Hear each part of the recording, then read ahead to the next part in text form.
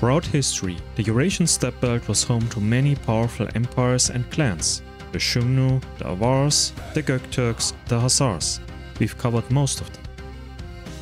But as we leave behind the classical era of steppe civilizations and move forward into the Middle Ages, we encounter a brand new force to be reckoned with. Molded by the harsh climate and forever wars, the Kipchaks took over the entire steppe as masters of the horse and bow, sweeping across the plains like a storm. Their power stretched from the borders of Hungary to the gates of China. What set them apart from contemporary Turkic peoples was their relentless clinging to their traditional way of life. From the beginning until the very end, the Kipchaks neither left behind their religion of Tengrism nor their original lifestyle. Initially part of the legendary Göktürk Empire, the Kipchaks left the Altai region after its downfall and joined the Turkic tribes of the Pecheneg. Over time, they took control of this tribal federation and started military campaigns to the west, towards Europe. In the 2 subsequent centuries, the Kipchaks struck fear into the hearts of settled kingdoms across Eastern and even Central Europe, while also wiping out entire steppe cultures like that of the Turkic Pecheneg. But the Kipchaks had more to offer than victories on the battlefield, some fancy war masks, and a language that European scholars could not grasp at the time. Their Cuman-Kipchak state was the culmination of 700 years of Turkic presence on the European continent.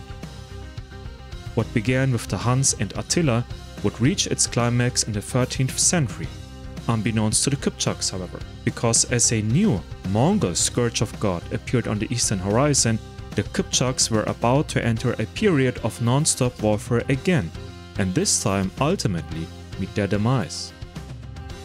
The story of the Kipchaks is as epic as it is insightful. And as Khan Köten enters its 5th year of existence, the wait is finally over. With this first episode of the new season, we are about to delve into the High Middle Ages, arguably the greatest era in Turkic and steppe history ever. Tengri, kök tengri, yugurda üze turu, udumuz kutbir, üç uguşumuz bodunun, küçümüz gülmesin, üze kök tengri. This documentary presents historical events based on extensive research and available evidence. While Khan Köten always strives for accuracy, interpretations of history may vary. Viewers are encouraged to engage in further study and draw their own conclusions.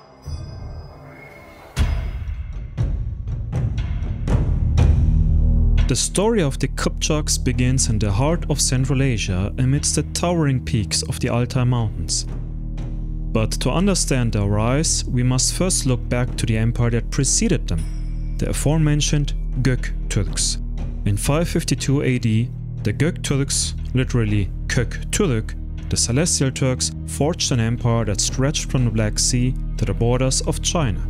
They were the first ones to use the name Turk in their imperial title, and their legacy would shape the destiny of countless Turkic peoples to come. The Göktürks left behind not just a political legacy, but a cultural one. Their runic script, found on stone monuments across Central Asia and especially in the mysterious Orkhon Valley, tells of their deeds and beliefs, of their rise and even fall.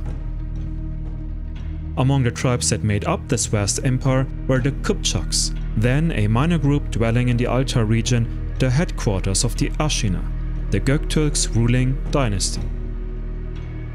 But empires rise and fall, and after nearly 200 years, various Turkic tribes began to assert their independence from the already weakened Göktürks, among them the tribe that would, with help from Tang China, overthrow them and establish the empire of the Uyghurs.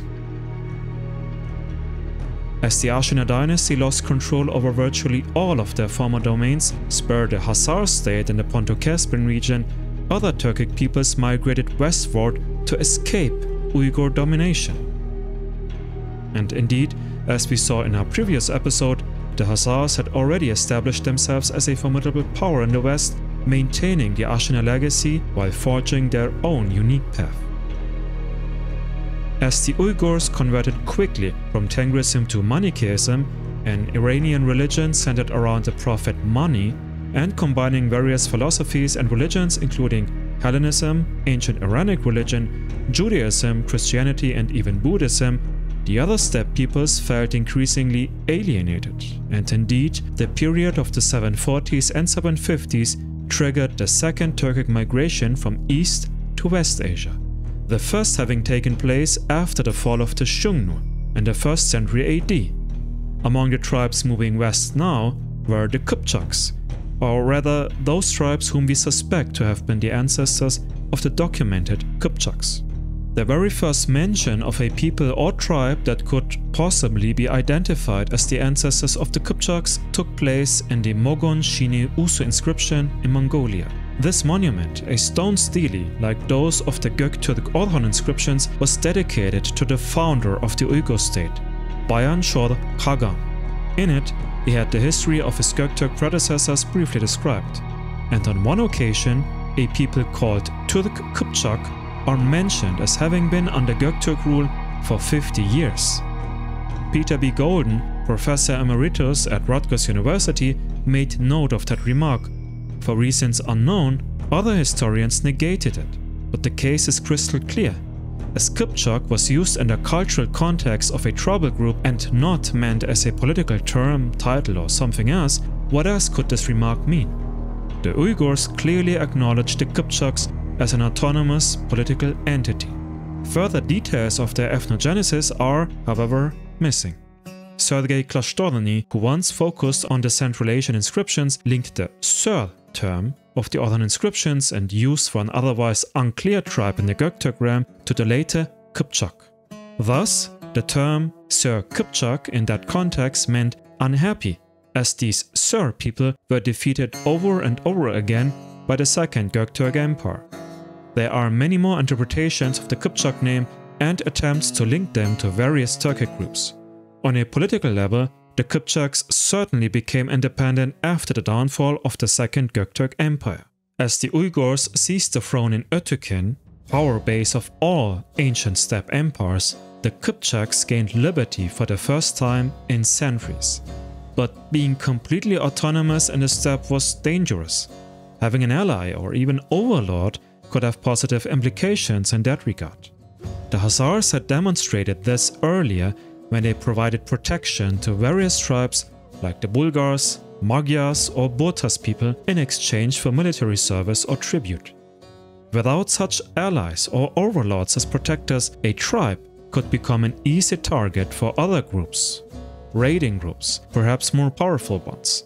Thus, the Kipchaks decided to join the Kievan Federation. At the same time, the Yuban kingdom, descendants of the ancient Xiongnu Hans, also became independent of the Göktürks.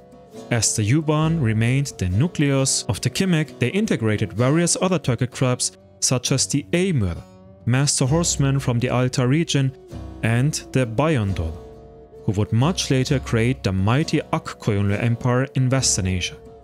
This new Kievan Federation in any case thus constituted 7 Turkic tribes, which democratically elected their common leader. As the Kipchaks joined the Kievan, they established themselves in the northwestern territories of the Federation. The Hudud al-Alam, written by an anonymous Persian scholar around the year 990, noted that north of the Kipchak lands stretched endless forests. Several decades later, around 1050 AD, the Persian historian Gardisi recorded that 2 more tribes had joined the Federation: the Lanikas, skilled in animal husbandry, and intriguingly, the Tatar, a name that would become far more prominent during the later Mongol period. In the vast grasslands stretching from the Irtysh River to the Caspian Sea, a decisive geopolitical transformation took place during the early Middle Ages. It began in 744 when the Uyghurs overthrew the Göktürk Empire, and between 745 and 760 we see the first major westward migration of the Kipchaks and other Turkic tribes. The Kievan Federation then emerged during this period, gradually consolidating its power through the late 8th and early 9th centuries. However, the balance of power began shifting by the mid-9th century as the Amur and Bayandur tribes left the Federation to join the Oghuz Yapgu or Oghuz Yapgu, thereby weakening the Kipchak Federation's original structure. This coincided with increasing conflicts with the Pecheneg, which culminated in a large battle in 850, as a result of which the Pecheneg were forced to flee to the west, then crossing the Volga River and having to deal with the Khazar Empire. The Kipchaks, who had been steadily growing in strength and perhaps even numbers, used this period of instability to their advantage. By the year 1020, they had effectively taken control of the Kipchak Federation, and by 1050 AD, the Kipchak state had been fully transformed into what historians now call the Kipchak Khaganate. From humble beginnings in the Altai, they would go on to dominate the steppes, challenge great powers and leave a decisive mark on the history of Eastern Europe and beyond. But how did they do it and why? By the mid-11th century, the Kipchaks had fully consolidated power in the western steppes, transforming the once loose Kipchak Federation into a formidable Khaganate of their own. Modern historians like Peter B. Golden or Istvan Simoni note that this rapid rise coincided with the decline or displacement of other steppe peoples, most notably the Pechenegs. Having dominated the Pontic-Caspian steppe for much of the 10th century, the Pechenegs were forced westward after a decisive defeat at the hands of the Rus and the Byzantine Empire. The Kipchaks, now stronger, more organized and eager to expand, followed in the Pechenegs' wake. By the 1050s, they had secured control over vast territories, stretching from the Volga River to the lower Danube. For the Byzantine Empire and the Bulgarian territories, the Kipchaks arrived on the scene just as the Pecheneg threat began to recede.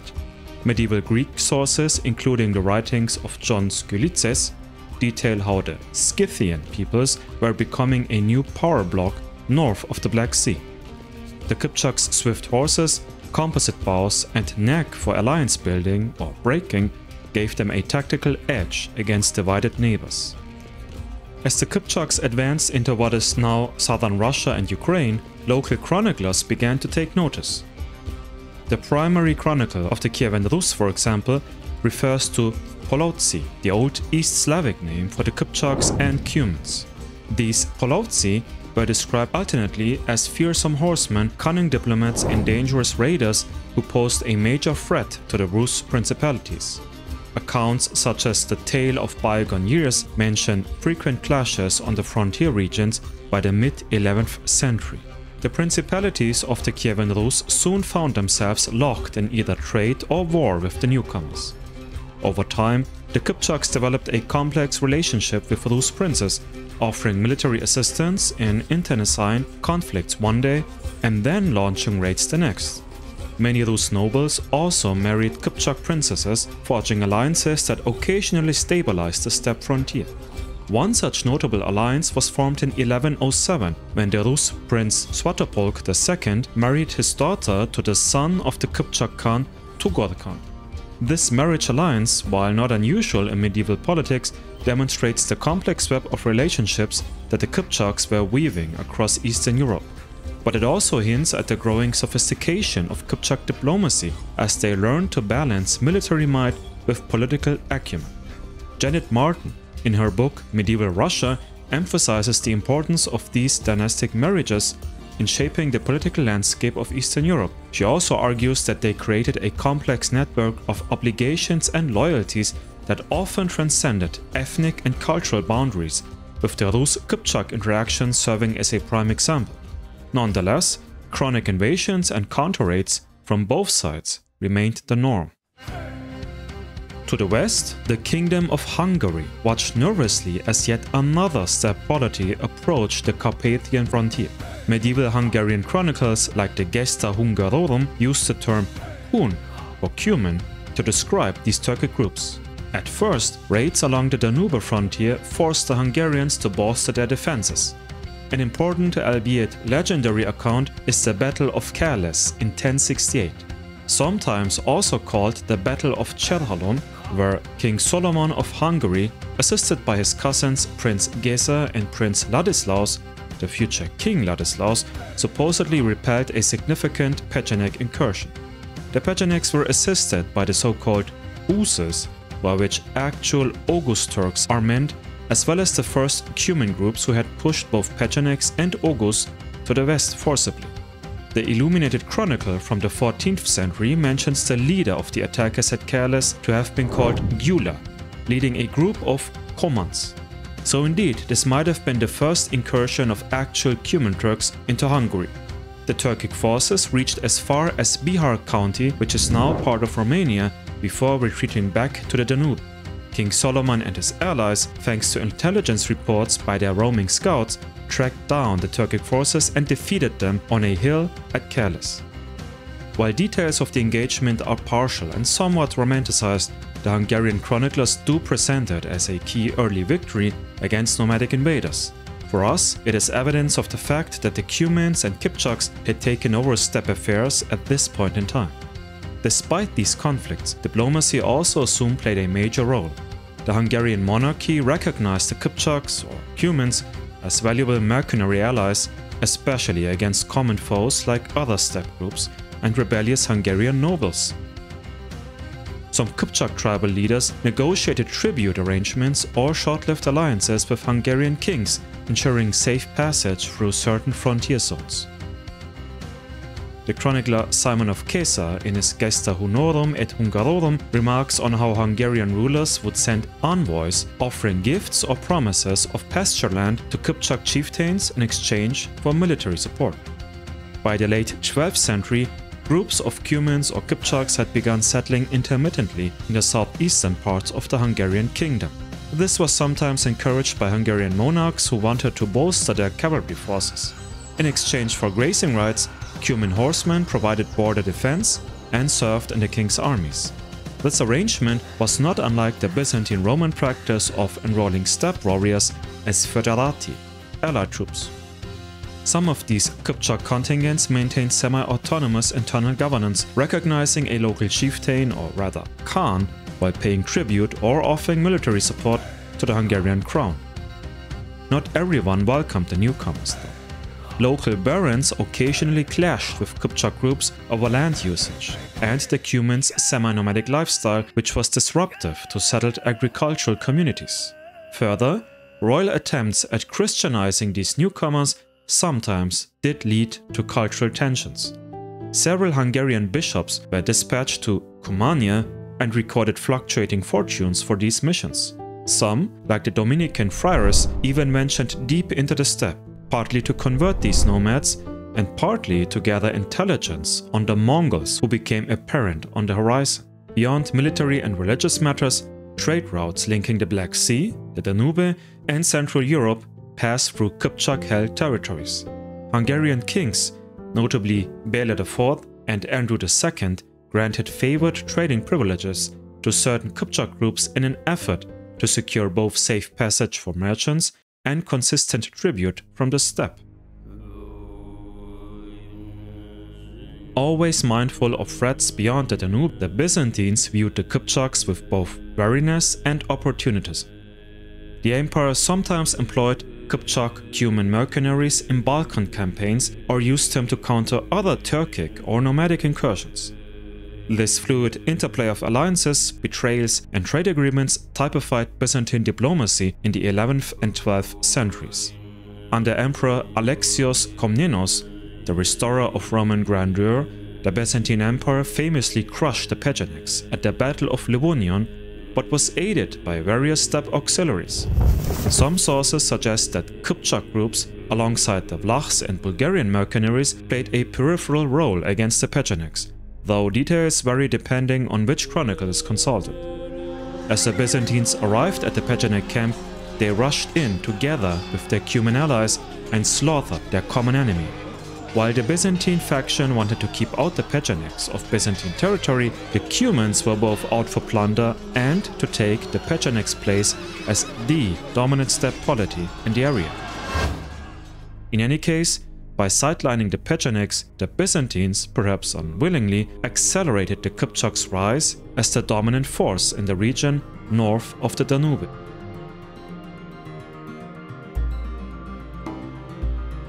Alexios had a daughter called Anna Komnena. She grew up at the royal court of the Komnenoi dynasty and thought her husband to have been the ideal successor to her father, However, as Alexios' eldest son John became new emperor in 1118, Anna took to the pen and wrote an extensive biography of her beloved father while trying to cope with the animosity towards her brother. Like with the Pechenegs, Anna, in her Alexiad, frequently labels the Cumans as Scythians, but correctly credits their cavalry for assisting Alexios in campaigns against the Pechenegs. In some passages, she specifically identifies certain Scythians as Cumanoi, which, when Latinized, is spoken as Cumani, a term clearly referring to the Cumans as part of the larger Kipchak Confederation. She underscores how Alexios cleverly exploited hostilities between different steppe groups, convincing the Cumans to assist him in neutralizing the Pecheneg threat. Writing from a Byzantine imperial perspective and always in praise of her father, Anna Komnena often paints these groups as barbaric or savage, but also acknowledges their strategic value. She remarks on their physical endurance, swift horses, and innate skill in ranged combat. Like many Byzantine authors, she frames the steppe world as both a menace and a resource, depending on the empire's needs. After the Pechenegs' defeat, Anna's narrative implies a fragile peace on the northern frontier. While the Cumans do not vanish from the storyline, they appear less frequently once the immediate crisis passes. Like with the Kingdom of Hungary, the Byzantine Emperor also made frequent use of Cuman and/or Kipchak forces for its own benefit. For example, during the attempt to reclaim regions lost to the Norman invaders in the Western Balkans, the Byzantine army incorporated Cuman light cavalry. Leaders of these auxiliary forces occasionally received honorary titles or gifts, reflecting their importance to the Komnenoi war machine. However, sometimes the Turkic factions would switch sides.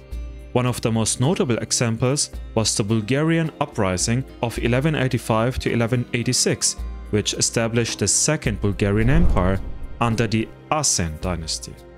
Now, you might recall that the imperial dynasty of the Göktürk Empire was called Ashina by the Chinese, named after the Turkic original Asena from the eponymous wolf tale.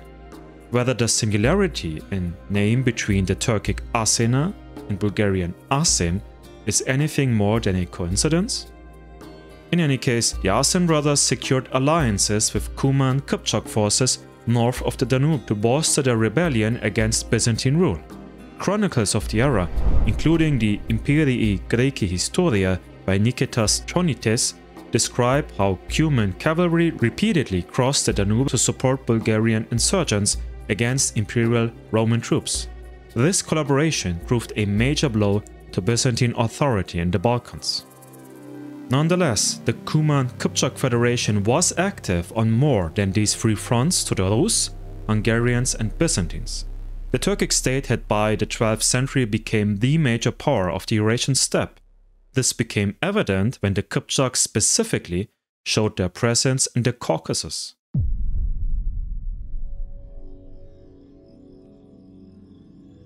During the High Middle Ages, just as the Crusades were raging in the Near East and Anatolia, the Caucasus was a complex mosaic of Christian principalities like Georgia and parts of Armenia, Muslim emirates like those of the Shirvan Shahs in Azerbaijan, and local dynasties like the Shaddadids in the southern Caucasus. Turkish Seljuk influence in the region was also on the rise. As the Kipchaks extended westward and southward, they occasionally penetrated the Caucasus, seeking alliances, mercenary service, or opportunities to raid.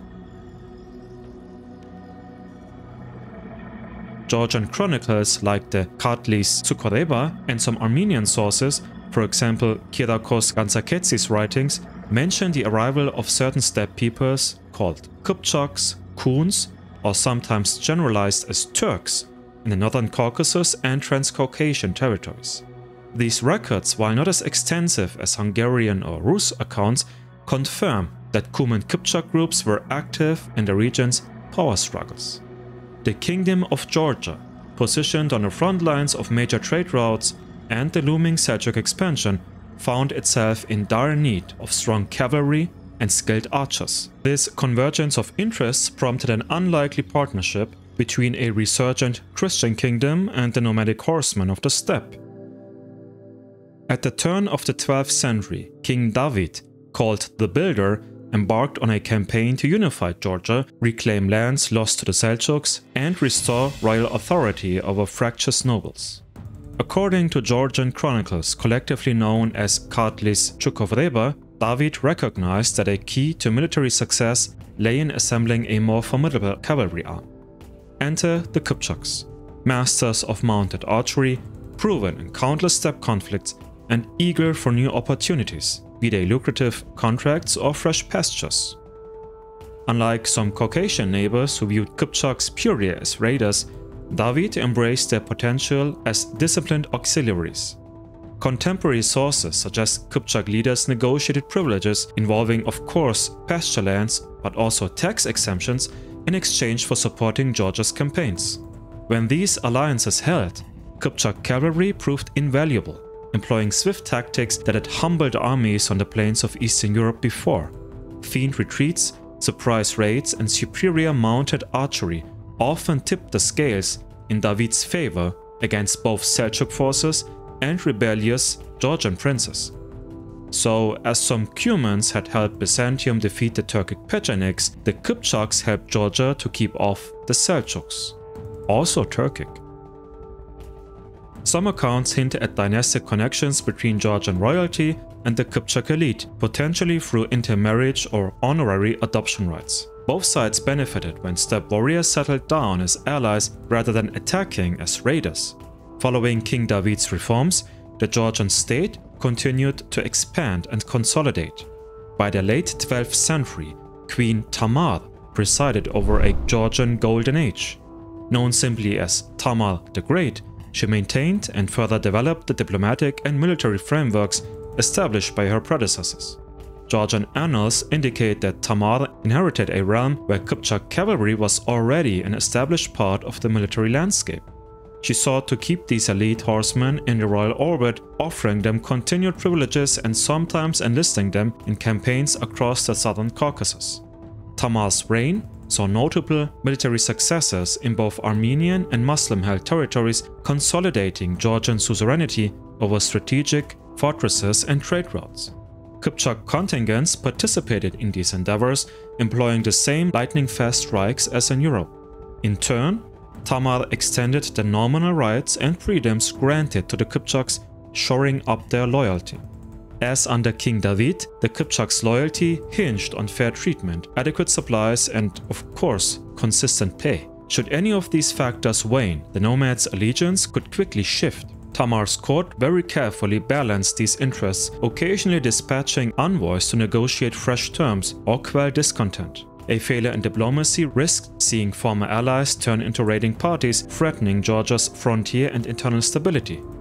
Though Tamar was a devout Orthodox Christian monarch, she appears to have tolerated the Kipchaks' traditional Tengrist shamanic beliefs so long as they served faithfully. Nonetheless, alliances with steppe nomads always carried risks. Although Georgian chronicles highlight the more positive aspects of these arrangements under David and Queen Tamar, occasional incidents of nomadic unrest or rogue raids still punctuated the kingdom's history. By the late 11th century, Armenian principalities were also fragmented under shifting Byzantine, Seljuk, and Georgian influence. In this fluid setting, Kipchak bands sometimes served as mercenaries for whoever offered the most favorable terms, be they Christian princes and Ani, Muslim rulers like the Shaddadids, or Georgian monarchs. While Armenian chronicles do not always distinguish Kipchaks from other Turkic or steppe peoples, sources like Kyriakos Ganzaketsi hint at short-lived pacts between Kipchak chieftains and Armenian nobles, often focus on protecting trade routes or launching joint raids against common foes. As in Georgia, rather than forging enduring political structures, the Kipchaks tended to operate as mobile power brokers, ready to switch allegiance if conditions changed. Farther afield, the Daryal Pass and other routes through Alania connected the Kipchaks with the northern Caucasus, bringing them into contact with an array of tribes and local dynasties. They occasionally even allied with the Alans or other mountain peoples against a shared threat, then pivoted to raiding or migrating when better options emerged. Throughout the 12th century, rivalries among Georgians, Seljuks, and Armenian princes indeed afforded the Kipchaks a steady market for their service, if you will. Ultimately, Though the Kipchaks never established a lasting dominion over Armenia or Georgia or the Caucasus in the same way they did in the Pontic steppes, their presence was still felt in the form of mercenary forces, periodic raids, and strategic alliances.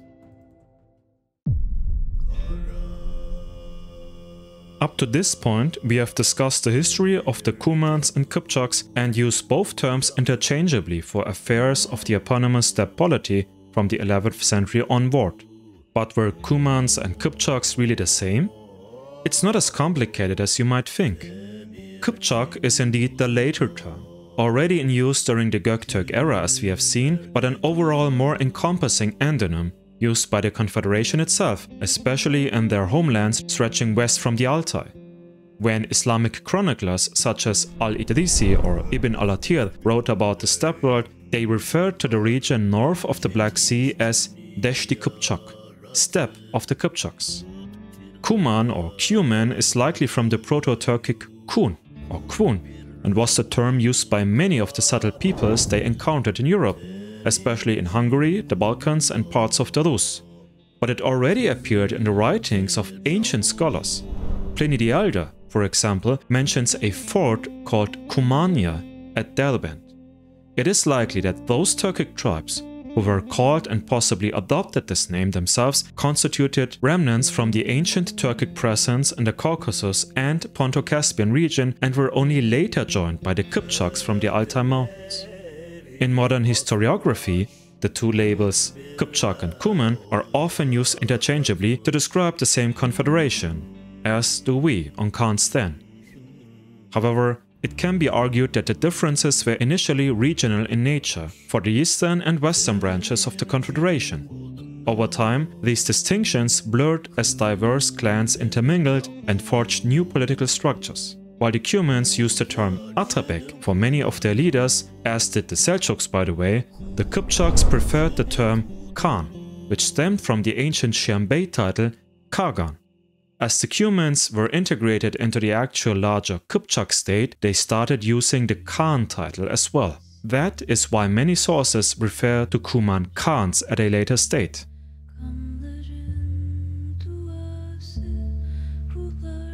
But both the Cumans and the Kipchaks were more than just warriors. Their society was complex and stratified, with a rich cultural tradition.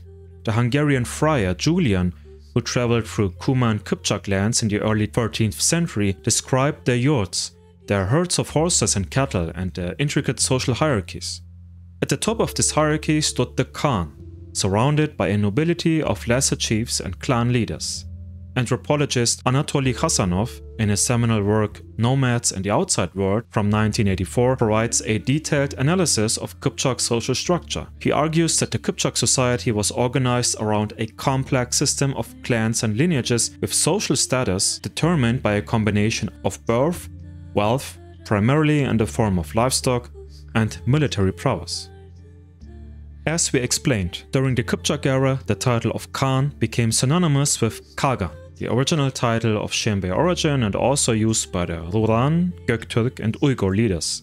The letter G became silent, basically. But there was no difference between a Kagan and a Khan in the first place. Thus, Genghis Khan of the Mongol Empire was of no lesser stature politically than, for example, Bumin Kagan during the Göktürk era 700 years prior. Linguist Marcel Erdal, in his study Old Turkic Word Formation, discusses this phonological change in detail, noting that it reflects broader trends in the evolution of Turkic languages during this period. And speaking of, the Cumans provide us with their actual language from an era where the languages of most other Turkic steppe peoples became lost in the cruel flow of time. The Codex Cumanicus is the primary source for understanding the language of the Cumans and possibly also that of the Kipchaks and all other Turkic tribes living under this dual political system. By the late 13th and early 14th centuries, large numbers of Cuman-Kipchak groups had settled or were active in regions stretching from the lower Danube to the Volga River. Many lived under the rule of the Golden Horde, by now a successor state of the Mongol Empire. Roman Catholic missionaries, especially Franciscans and Dominicans, ventured into these areas to evangelize the local population and provide pastoral care for Latin Christian merchants, travelers, or local converts. In this environment, a serious challenge arose. How could missionaries effectively communicate Christian doctrine and liturgy to Turkic-speaking Cumans? Out of that need, developed the Codex Cumanicus, a practical tool for learning the Cuman language and imparting Christian teachings. The main manuscript of the Codex Cumanicus is now, for whatever reason, housed in the library of St. Mark in Venice, and it was likely compiled over several decades, starting in 1292. The text is a product of multiple authors and compilers, primarily Latin-speaking Italian and German-speaking clerics who successively added and edited material. Although it appears as a single volume, the Codex Cumanicus effectively consists of two main parts, with some overlap. First, the lexical and grammatical section. It includes a trilingual word list covering Cuman, Latin, and in some places even Persian. Latin typically appears in one column, with Cuman in another, and sometimes Persian or additional Latin glosses in a third. The emphasis is obviously on the vocabulary used in everyday speech and missionary activities, including words for family members, animals, trade goods, basic verbs, and Christian terminology. Some rudimentary notes on grammar, so how to form plurals, basic syntax hints, or short example dialogues are scattered throughout.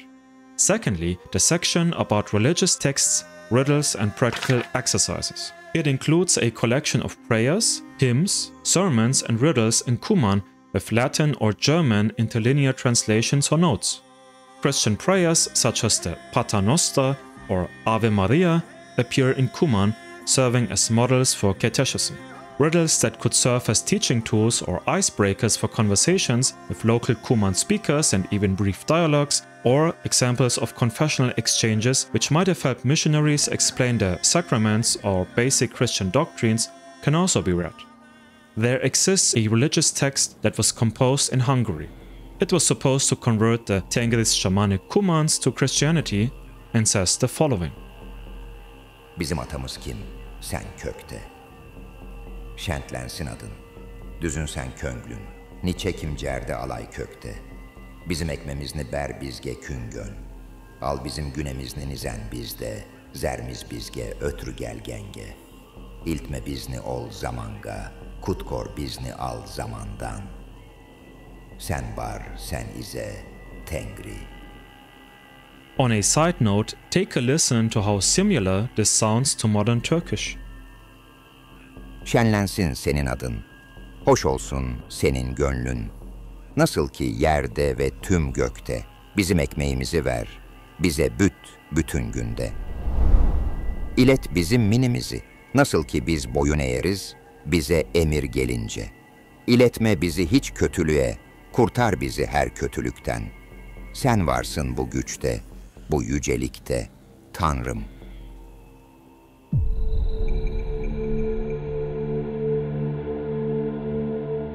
Like virtually all Turkic and Steppe peoples prior to them, the Kipchaks were also followers of Tengrism, a religion centered on Tengri, the overarching sky deity, along with reverence for ancestral spirits and natural forces like the sun, the sky, rivers, and mountains. While the Tengris peoples had varying degrees of piety, all of them accepted the philosophy that the nomadic community and the steppe environment should live in harmony. Humankind was only one small component of a larger celestial, perhaps even galactic realm. However, it seems that after the Göktürks, most Turkic states or tribes were less monotheistic Tengrist in nature and instead emphasized the prehistoric shamanic elements once again. This was also the case with the Kipchaks. The shamans, actually called Kam in the Turkic languages, acted as intermediaries between the spiritual and physical realms, performing rituals for healing, protection, and divination. Animal sacrifices like horses or sheep were made to appease Tengri and the local spirits, especially before major hunts, migrations, or battles. This spiritual connection to the eternal blue sky and the earth was more than just belief. It was a fundamental aspect of their identity, tying them to their ancestors and to the land they roamed. French historian Jean Poirot, in his comprehensive study The Religion of the Turks and Mongols from 1984, argues that Tengri, the sky deity, was more than just that. Tengri was a fundamental organizing principle of Kipchak cosmology, just like among prior Turkic empires. He suggests that the Kipchaks' adherence to Tengrism was a key factor in maintaining their cultural identity in the face of pressure from neighboring Islamic and Christian societies, particularly the Byzantines and, albeit far away, the Abbasid Caliphate. The Cuman-Kipchak realm itself was organized decentrally, and we know that specific clans guarded special totems or sacred sites such as particular groves or rock formations. Seasonal feasts aligned with solstices or equinoxes, marking the cycles of nomadic life and livestock breeding. On the other hand, like the Göktürks before them, the Kipchaks also crowned their rulers as mortal yet sacred deputies of Tengri, acting on his behalf. That thus imply an understanding of Tengrism being a political religion as well. In the intro, it was said that the Kipchaks would have stayed loyal to their original religion and traditions till the very end, but perhaps that was not completely the case. As we saw in the episode about the Volga Bulgars, which I published in August last year, the Volga Bulgars had accepted Islam sometime before the year 900. And as the Kipchaks arrived in the region, interactions with Muslim merchants along the Volga or Caspian Sea introduced Islamic teachings to Kipchak society thanks to Bulgar presence. Some noble Kipchak families even formed alliances with Muslim emirs, accelerating cultural exchange and intermarriage. Conversions did happen, but mostly among the political elites. Furthermore, such conversions from Tengrism to Islam were often superficial. Many continued shamanic rites privately, while adopting Islamic customs publicly, like fasting, Islamic dress code, and so on. Long after the Kipchaks had been overrun by the Mongols and came under administrative control of the Tatar Golden Horde, which increasingly favored Islam, more Kipchaks came to practice it. Besides Islam, Christianity also made the rounds in the Cuman-Kipchak realm due to contact with Orthodox, Byzantine and Bulgarian, and Latin, Hungarian and Western European Christianity. Some historical records offer glimpses of Cuman-Kipchak nobles taking on new faiths beyond Islam. One notable example appears in Hungarian sources describing the 13th century alliances between the Hungarian crown and Cuman leaders. Khan Köten, who we will be talking about momentarily, was a prominent Cuman-Kipchak leader. He formed an alliance with King Béla IV of Hungary to stave off the Mongol threat. Chroniclers such as Simon of Kesa recount how Köten and his retinue received baptism upon entering Hungary in 1239, though this act may have been motivated more by political necessity than religious conviction. Despite receiving Christian names and outwardly embracing Latin rites, many of Köten's followers reportedly maintained Tengris customs in private. Beyond these limited references, direct, detailed records of individual conversions to Orthodoxy among the Byzantines or Bulgarians are even scarcer. While Byzantine or Rus chronicles sometimes mention Cuman-Kipchak princes intermarrying with Christian royalty, thereby implying partial conversion, they usually stop short of describing full doctrinal acceptance. This pattern of intermittent conversion, shaped by diplomatic or economic needs, reinforces the view that the majority of Cumans and Kipchaks retained a core, nomadic Tengris identity until larger political shifts, such as the Mongol takeover or assimilation within Eastern European states, accelerated permanent religious change. By the 11th century, the Kipchaks and Cumans were firmly entrenched in European geopolitics. They controlled crucial overland trade routes, facilitating commerce between the Rus, the Byzantines, and the Islamic realm with Central Asia, and they wielded significant military power. Their raiding patterns, mercenary services, and shifting alliances could make or break local rulers, from the princes of Kiev to the kings of Hungary. As the 12th century progressed, the Kipchak state reached the zenith of its power. Their influence now stretched from the Danube to the Irtysh, encompassing a vast swath of the Eurasian steppe. They had become the undisputed masters of the Pontic Caspian grasslands and beyond, their power being respected and feared by settled and nomadic peoples alike. In the steppes themselves, the Kipchak Khaganate operated more like a decentralized federation of tribes than a strictly centralized empire.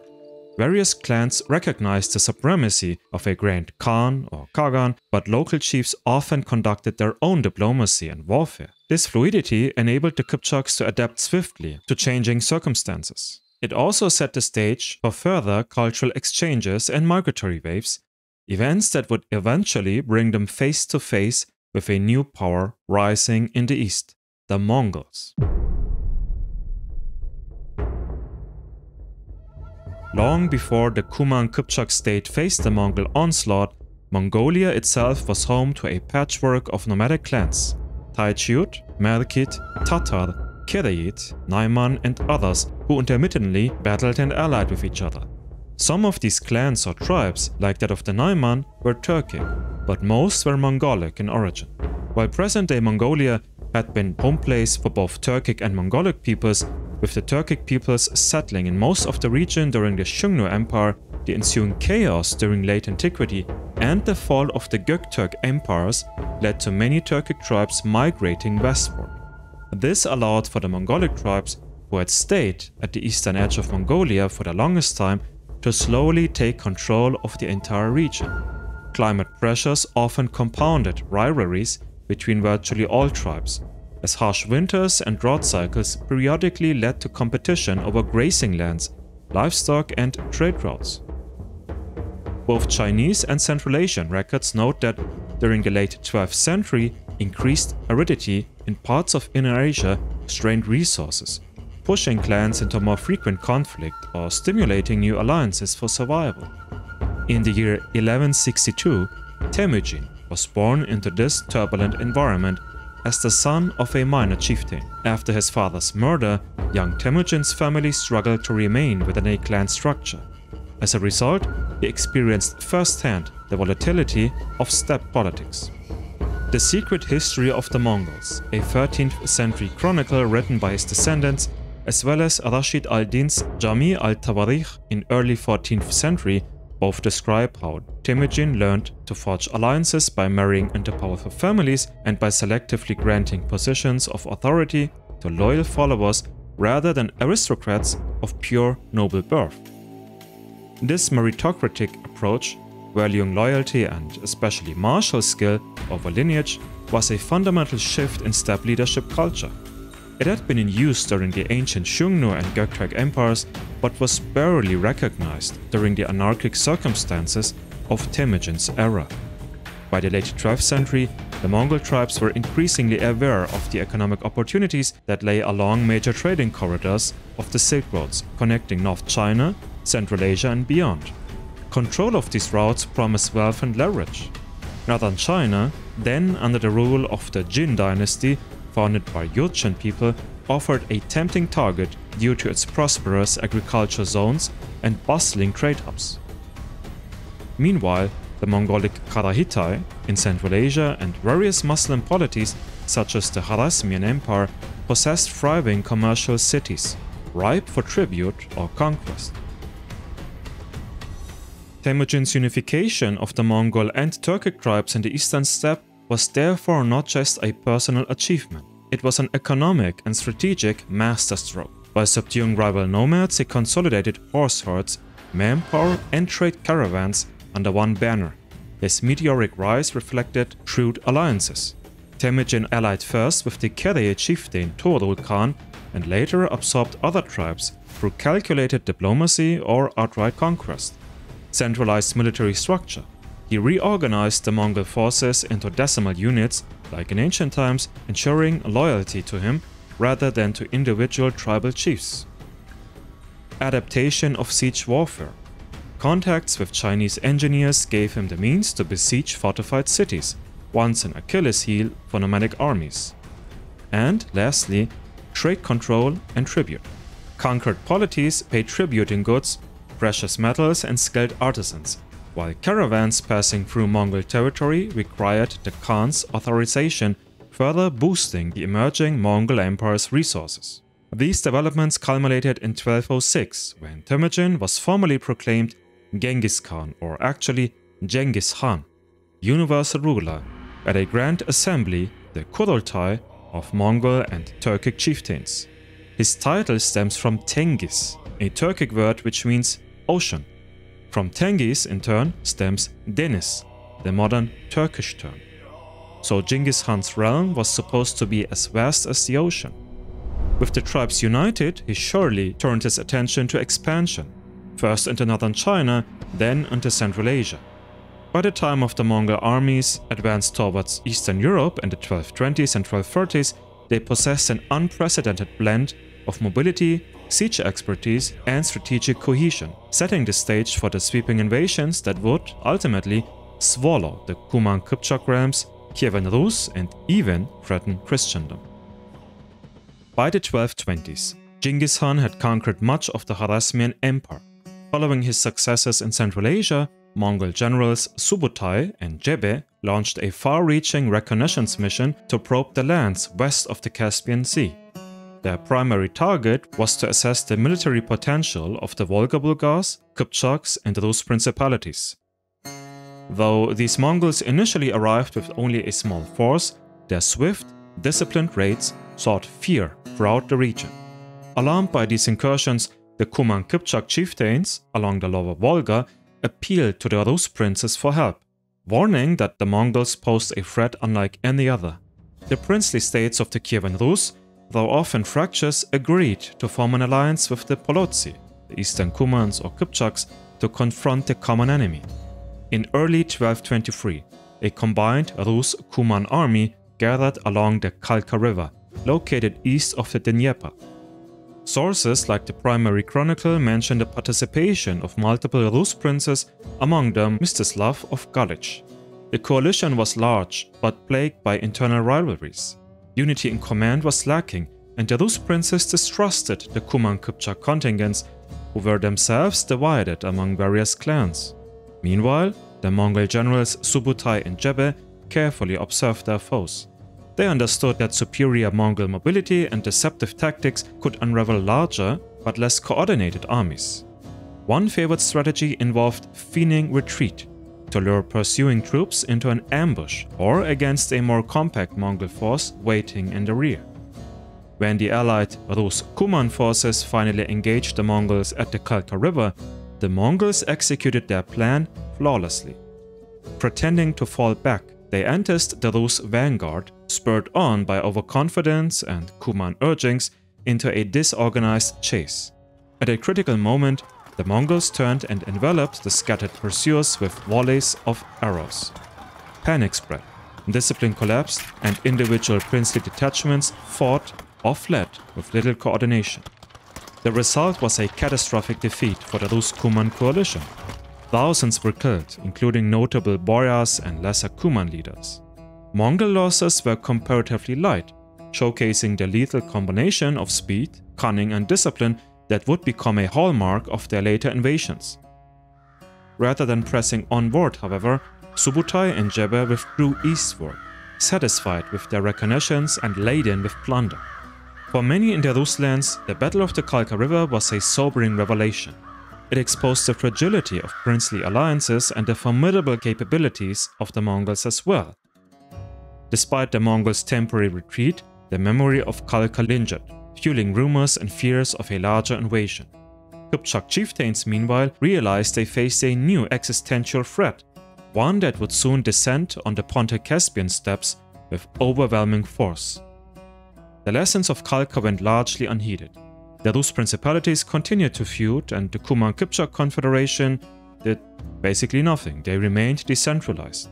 When the Mongols returned in the 1240s under Batu Khan, there would be no unified front strong enough to halt them, leading to the sweeping devastation of Kiev and beyond, and ultimately playing a pivotal role in the downfall of the Cuman-Kipchak state. So as the Cuman-Kipchak Confederation or Empire faced increasing pressure from the east, leadership fell to key figures who strove to safeguard their tribes. One such leader was the aforementioned Khan Köten or Köten Khan, often referred to in Hungarian chronicles as Kotoni or Kuten, who emerged at a time when diplomacy offered the only hope of forestalling disaster. Although details of Köten's early life remain sparse, Hungarian and Latin sources identify him as one of the principal Khans among the western Cuman-Kipchak clans. Unlike other chieftains who relied on sporadic raids or short-lived alliances like with the Rus, Köten believed in forging broader pacts, hoping to create a united front against the rising Mongol tide. In the late 1230s, Mongol raids had escalated, spreading fear across the steppe. Realizing the Mongols would not be easily repelled through localized resistance, Köten looked westward for help. However, one of the Khans, Köten, recognizes our peril and is rallying all of the tribes to unite against the invaders. For those of you who are familiar with the video game Age of Empires 2 Definitive Edition, the story of Köten fleeing to Hungary is also the main story of one of the DLCs. King Béla IV of Hungary, worried about the Mongols' impending invasion, listened intently when Köten's envoys arrived offering military service and conversion to Christianity in return for asylum. Béla needed skilled horsemen, while Köten needed safe pastures and a powerful ally on a political scale. Upon crossing into Hungarian territory, his people, numbering tens of thousands, including warriors and non-combatants of Turkic ethnicity, settled primarily in the Great Hungarian Plain. Though initially welcomed, the Cuman presence soon stirred unease among Hungary's nobility and populace. Rumors circulated that Köten was in secret communication with the Mongols who were marching even closer to Hungary's borders. Some Hungarian barons viewed the Cumans as potential fifth columnists.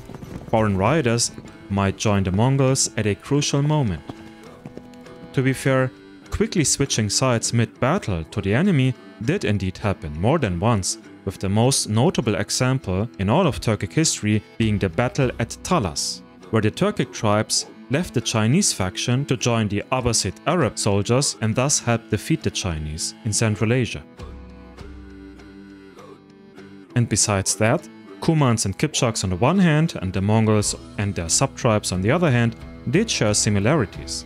They were all hardened warriors of the steppe, semi-nomadic or even fully nomadic in lifestyle, followers of Tengri.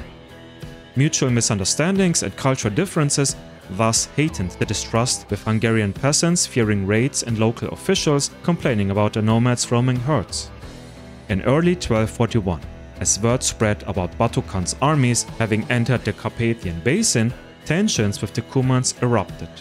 Hungarian lords demanded that Béla remove or disarm them, suspecting them of treachery.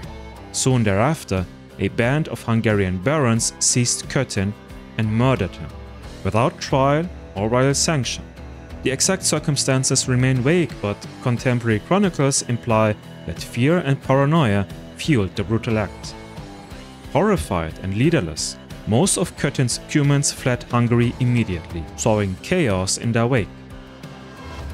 King Béla, now deprived of a valuable cavalry force, faced the Mongols alone at the Battle of Mohi in 1241, another catastrophic defeat that nearly toppled the Hungarian kingdom.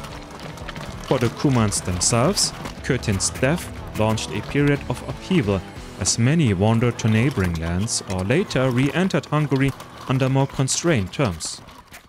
But the echo of his leadership lived on, preserving Khan Köten in medieval annals as a figure caught between the ambitions of a Christian European kingdom and the unstoppable force of the Asian Mongol Empire.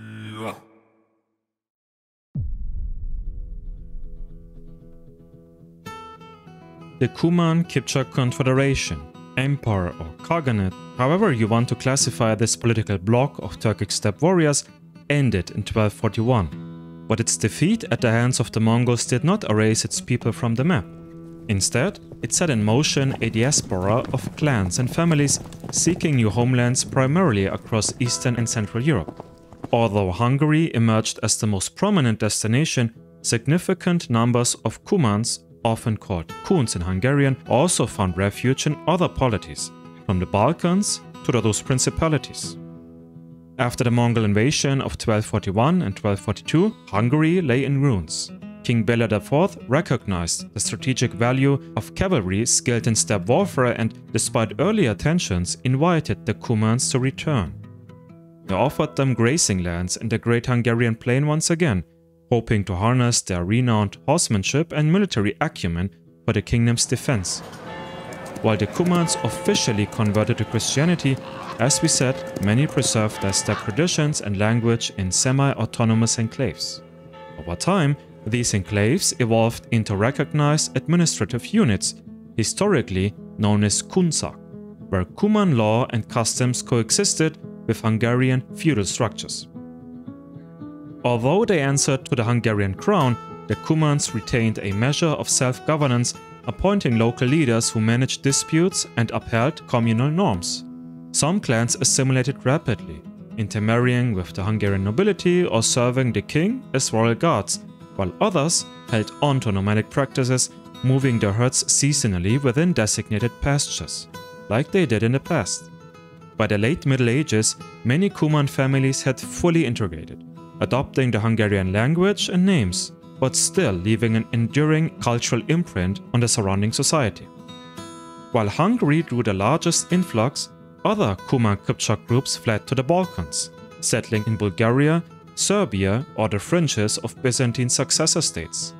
In these territories, Cumans often served as mercenaries or border troops, reinforcing local rulers who prized their steppe warfare skills.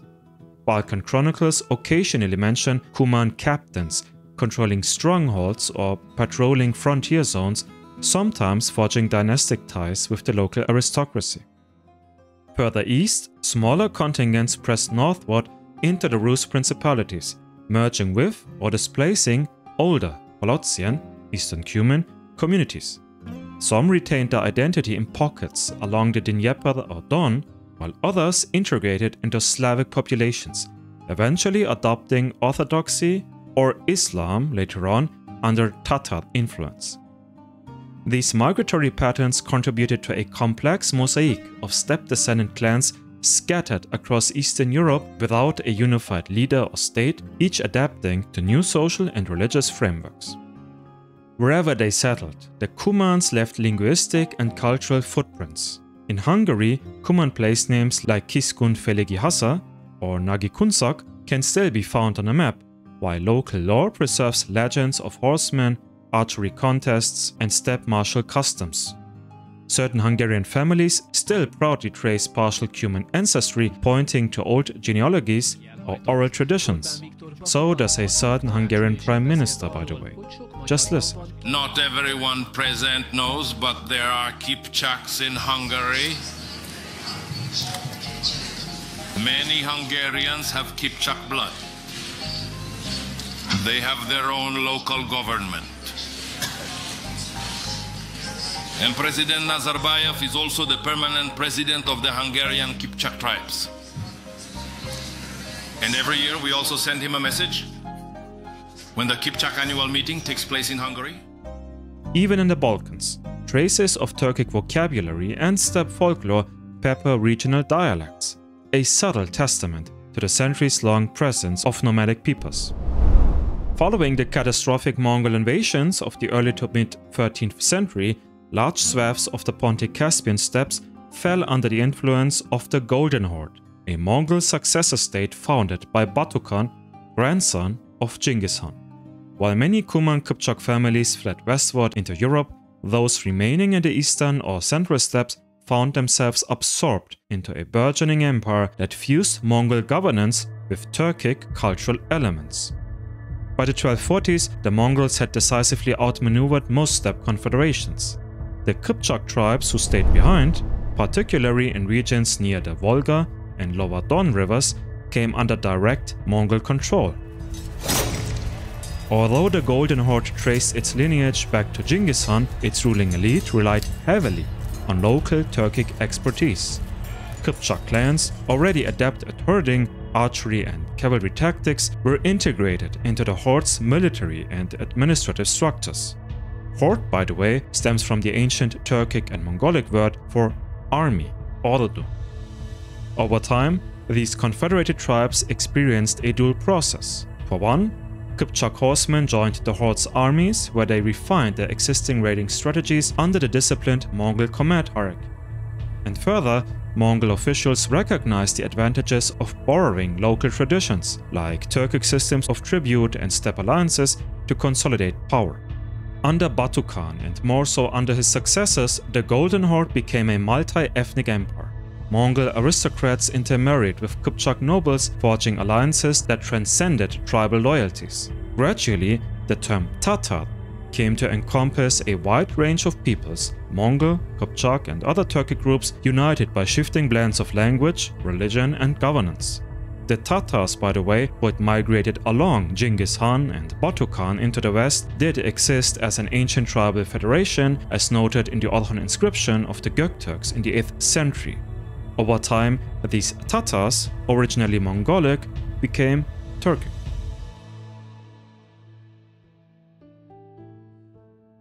In administrative centers such as Saray, a new Kurtli culture emerged. Turkic dialects coexisted with Mongolian for official business, and Islam increasingly took root, especially under later rulers like Özbek Khan. Although many Kipchaks maintained Tengrist or shamanic practices for generations, the growing prevalence of Islam in the Golden Horde nudged them towards conversion, sometimes out of genuine faith, sometimes for political or economic benefits. Occupying the corridor between Eastern Europe and Central Asia, the Golden Horde became a commercial powerhouse controlling key trade routes along the Volga, Black Sea and beyond. Kipchak herders and merchants played integral roles in moving goods, like furs, grains, livestock, across vast distances. Caravan routes passed through major horde cities, linking the Islamic world to European markets. This boost in commerce bolstered the horde's treasury and funded further expansion or consolidation. By the late 13th and early 14th centuries, the Golden Horde reigned supreme over much of the steppe, once dominated by the Cuman-Kipchak Confederation. The Mongols themselves, by the way, had long retreated back to Mongolia.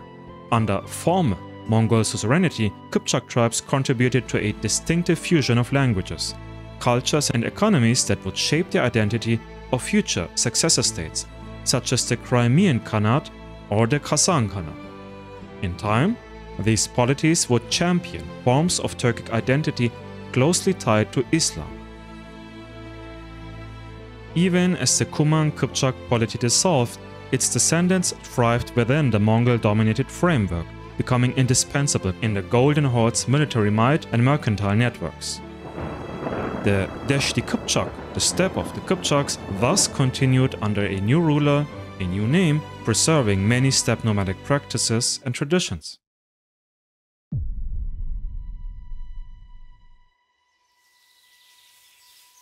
When the Cuman-Kipchak state collapsed, many noble families fled westward or southward, forging new alliances through intermarriage. Over time, this blending of lineages produced a surprising roster of European nobles and rulers with steppe ancestry. A pivotal figure was Elizabeth the Cuman, daughter of a powerful Cuman chieftain who negotiated asylum in Hungary amidst the turmoil of the mid-13th century. She wed King Stephen V of Hungary, melding her nomadic heritage with the Christian monarchy.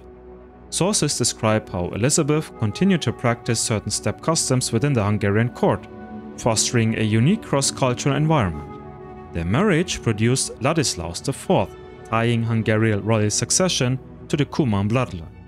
And reigning from 1272 to 1290, Ladislaus epitomized the tensions that arose when a monarch inherited dual identities. Catholic in faith, yet deeply sympathetic to nomadic traditions, he kept Cuman archers close at hand and dressed in steppe attire. Hungarian chroniclers alternately praised and condemned his fondness for Cuman ways. While his alliances with the Cumans occasionally stabilized the kingdom's frontiers, Ladislaus' preference for nomadic attire and customs clashed with both the papacy and the Hungarian nobility, ultimately leading to a rather turbulent reign. In the Rus principalities, intermarriage with the Polotzi served as a strategic tool against rival steppe clans or encroaching external powers. One famous example is the daughter of Khan Köten, who married Prince Igor Svatoslavich of Novgorod-Seversky. Their union appears in the Tale of Igor's Campaign, an iconic Old East Slavic epic that references both the martial prowess of the Polotzi and the delicate alliances forged between steppe nomads and Rus princes. Though details are scarce, this marriage illustrates the practical and often precarious nature of Rus-Cuman diplomacy even long after the end of the Cuman-Kipchak Confederation. Some historians further propose that members of the Asin dynasty, who spearheaded the rebellion that founded the Second Bulgarian Empire in the late 12th century, as we talked about earlier, carried partial Cuman or at least Cuman-Vlach ancestry. While early sources call them Vlachs, their reliance on Cuman cavalry and steppe-style tactics hints at deeper connections. If true, this lineage would explain how the Asen brothers, Ivan Asen I and Fyodor Peter, harnessed steppe riders to rapidly expand Bulgarian territory, warding off Byzantine influence and also briefly controlling large swaths of the Balkans. Founding figure of the first independent Wallachian state in the early 14th century, Basarab I, is sometimes said to bear a name of Cuman origin, possibly derived from Basar Abba or Basar. While scholars debate the exact etymology, it is clear that the early rulers of Wallachia had ongoing military and martial ties to nomadic clans from the lower Danube region. If Basarab did have Cuman roots, it underscores yet another steppe imprint on Balkan state formation during a time of intense political flux.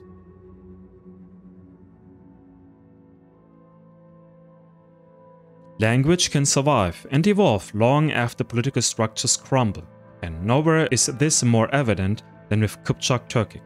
Despite the collapse of the Cuman-Kipchak state under Mongol pressure, the linguistic legacy of these steppe nomads continued to flourish across a vast swath of Eurasia, ultimately crystallizing into one of the main branches of the modern Turkic language family.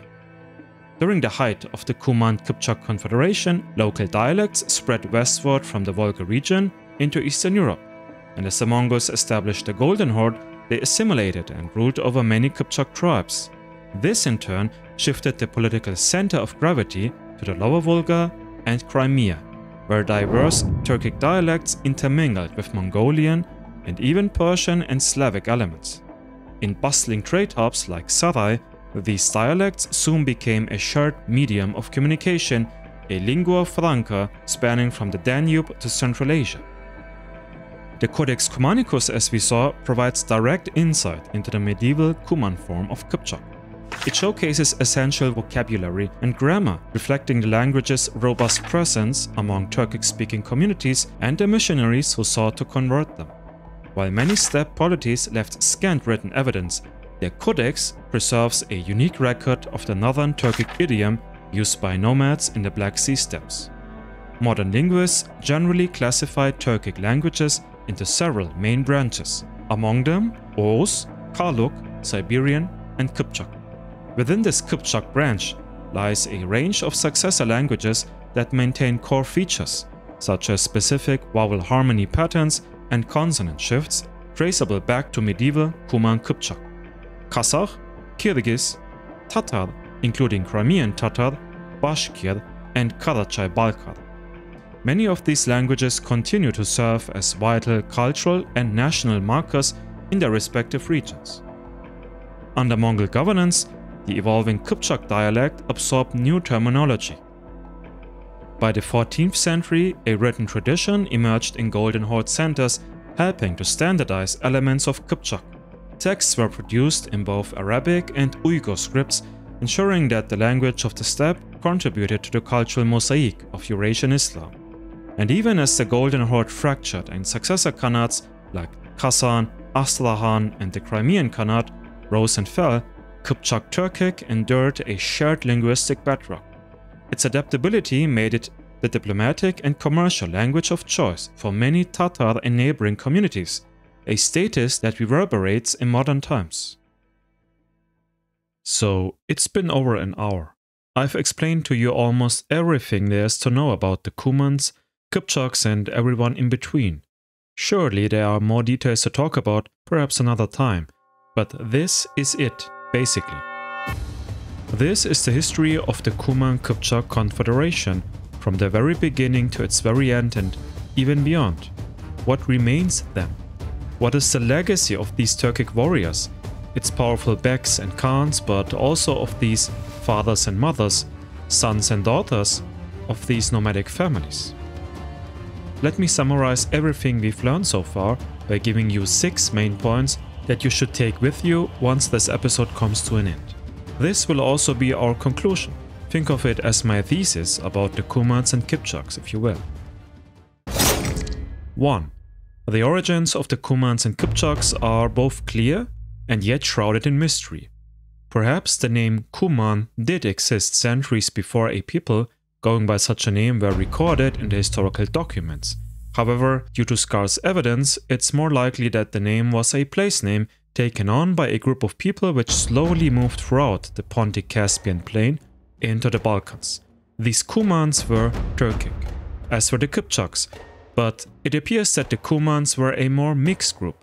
The area of their settlement was, after all, also residents of various non-Turkic peoples. I mentioned in the beginning that the Cumans would have culminated 700 years of Turkic domination, and on a political level, that is certainly true.